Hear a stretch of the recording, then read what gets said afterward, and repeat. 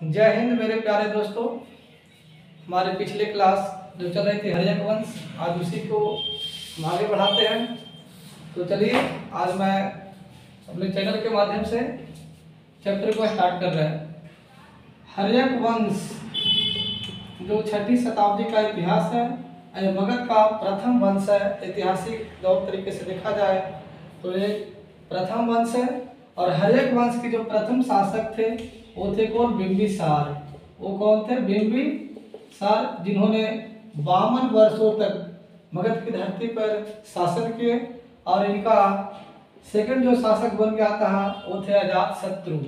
कौन थे? अजातशत्रु, जो अपने पिता की हत्या के बाद राजगद्दी पर 492 BC में बैठते हैं। और 492 BC से लेकर 460 BC तक का जो इतिहास हमने अजातशत्रु को देख चुके थे। इसे ग्रंथों में बताया जाता है कि एक कुन्निक के नाम से जाने जाते हैं। किसके नाम से? कुन्निक के नाम से अजातशत्रु को जाना जाता है। और अजातशत्रु भी एक विस्तारवादी विचारधारा के ही शासक थे। तो हमने पिछले क्लास अजातशत्रु तक की चर्चा हमने कर चुके थे। आज की जो हमारी क्लास है वो है इन्हीं का पुत्र है, जो अजातशत्रु के हत्या करके वध करके 460 BC में वो आते हैं। कौन? उदयन। कौन आते हैं गद्दी पर? उदयन आते हैं। और उदयन जो जैन मत अनुयायी थे और अपने पिता के हत्या के पश्चात अपने राजगद्दी पर बैठते हैं, इसलिए बहुत ग्रंथों में से पितृहंता के नाम से जाना जाता है। किस नाम से बाबू? पितृहंता के नाम से ये जाना जाता है। और जैन ग्रंथों में इसे पितृभक्त कहा गया। पितृभक्त कहा गया। तो एक बहुत बड़ी क्वेश्चन आता है, पितृहंता का मतलब अपने पिता को हत्या करके राजगद्दी पर बैठना पितृहंता कहलाता है। पितृहंता के नाम से जो जानने वाला जो शासक है वो कौन है? उदयन। और उदयन का सबसे मुख्य उपलब्धि होती है जो गंगा और सोन के दवाब क्षेत्र में पाटलिपुत्रा जैसे नवीन नगर की स्थापना की जाती है और उसका नाम पटना होता है। कहने का मतलब जो मगध की जो राजधानी जो चेंज किया गया राजगीर से पटना जो ले गया, उसका नाम कौन था? उदयन। यानी कि उदयन के शासन काल में जो मगध की जो राजधानी थी जो पाटलिपुत्र था।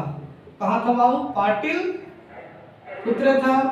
और उदयन ने इन्होंने पाटलिपुत्र जैसे नवीन नगर की स्थापना की जाती है। और उदयन के बाद यहाँ के जो शासक बनते हैं वो जो भी शासक है अनिरुद्ध, मुंडक और नागदशक, ये सभी कमजोर शासक थे, सभी उतना विस्तारवादी नहीं थे। तो फिर इन्हें वध करके शिशुनाग के द्वारा जो वध किया गया, एक नए वंश की स्थापना किया गया जिसका नाम पड़ा शिशुनाग वंश। और शिशुनाग वंश का जो प्रथम शासक था वो कौन था? शिशुनाग। शिशुनाग वंश की जो प्रथम शासक था वो कौन थे? शिशुनाग थे। और बताया जाता है कि हर्यक वंश के जो प्रथम शासक थे जो नागदशक, क्योंकि नागदशक उतना प्रतापी शासक नहीं थे। और नागदशक, अनिरुद्ध, मुंडक के सब जो भी शासक थे सभी कमजोर शासक थे। इन सभी शासकों को शिशुनाग के द्वारा वध किया गया। और वध करने के बाद एक नए वंश की स्थापना होती है जिसका नाम पड़ता है शिशुनाग वंश। क्या नाम पड़ता है? शिशुनाग वंश। और शिशुनाग वंश के जो संस्थापक है वो शिशुनाग ही था। और शिशुनाग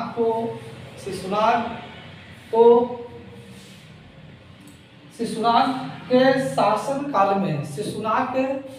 काल में देखा जाए तो इनकी मुख्य उपलब्धि थी अवंती को जीतना। इन्होंने अवंती को अब मगध के क्षेत्र में मिलाकर अपनी जो राजधानी है जो वैशाली लेकर चला जाता है। कहाँ पर जाती है? वैशाली। और इनके बाद यहाँ के जो शासक बनते हैं वो उनका नाम आता है कालाशोक। और कालाशोक को काक वर्ण के नाम से जाना जाता है। काक वर्ण कहने का मतलब कि काला थे, इसलिए इसे काक वर्ण कहा गया। और कालाशोक काफी प्रतापी शासक थे।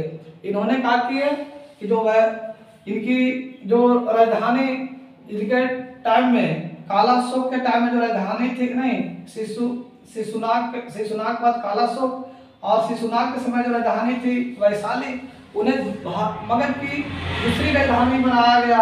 पुनः लाया गया कहाँ में? पाटलिपुत्रा में। पाटलिपुत्रा में, लेकिन वैशाली से पटना लाने वाले जो राजधानी परिवर्तन किया वो कौन थे? कालाशोक। कौन थे? कालाशोक।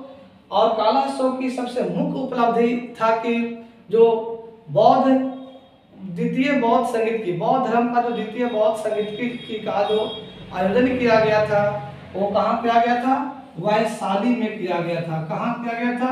वैशाली में किया गया था। किनकी शासन काल में? तो कालाशोक के शासन काल में। लेकिन हमने बताया था प्रथम बौद्ध संगीत की जो किया गया था अजातशत्रु के शासन काल में, जो राजगीर के जो सप्तकर्णी गुफा था, उसी गुफा में अजातशत्रु के द्वारा प्रथम बौद्ध संगीत की का आयोजन किया गया। लेकिन द्वितीय बौद्ध संगीत की का जो आयोजन होता है वो कहाँ में होती है? वैशाली में होता है। और किनके द्वारा की जाती है? कालाशोक के द्वारा। और कालाशोक क्या करती है, जो राजधानी जो वैशाली थी मगध की, उन्हें चेंज करके पाटलिपुत्रा लाई जाती है। और उसके बाद इनकी जो गद्दी पर जो बैठता है उसका नाम पड़ता है नंदीवर्धन। और नंदीवर्धन है जो शिशुनाग वंश का जो अंतिम शासक है वो है नंदीवर्धन। शिशुनाग वंश की जो अंतिम शासक है कौन है? नंदीवर्धन। और शिशुनाग वंश के प्रथम शासक कौन थे? शिशुनाग। तो मैं यहाँ पे दो पॉइंट की बात करता हूँ। पहला पॉइंट आती है हर्यक वंश। हर्यक वंश की जो प्रथम शासक थे वो थे बिंबिसार, और इनका जो अंतिम शासक आता है वो थे नागदशक। कौन थे? नागदशक। यानी पहला क्वेश्चन आता है कि हर्यक वंश के जो प्रथम शासक थे वो कौन थे? बिंबिसार। और हर्यक वंश के जो अंतिम शासक है वो कौन थे? नागदशक। उसी प्रकार शिशुनाग वंश के जो प्रथम शासक है जो थे कौन? शिशुनाग। और शिशुनाग वंश के जो अंतिम शासक थे उनका नाम क्या था? नंदीवर्धन। तो इस प्रकार हम कह सकते हैं कि हमारा हर्यक वंश और शिशुनाग वंश की क्लास खत्म हो जाती है। और उसके बाद हम लोग नेक्स्ट वीडियो में हम लोग क्या देखेंगे? नंद वंश के बारे में। लेकिन नंद वंश के जो प्रथम शासक थे वो महापद नंद थे। और महापद नंद काफी प्रतापी शासक थे। लेकिन हमने इसकी इतिहास को काफी विस्तृत तरीका से पढ़ेंगे। और उस प्रकार हम लोग हर्यक वंश, शिशुनाग वंश, नंद वंश और मौर्य वंश की क्रम को एक छोटे से एपिसोड के द्वारा हम लोग देखते रहेंगे। तो चलिए नेक्स्ट वीडियो में मैं पुनः नंद वंश के साथ आपके सामने मैं हाजिर होता हूँ। जय हिंद मेरे दोस्तों।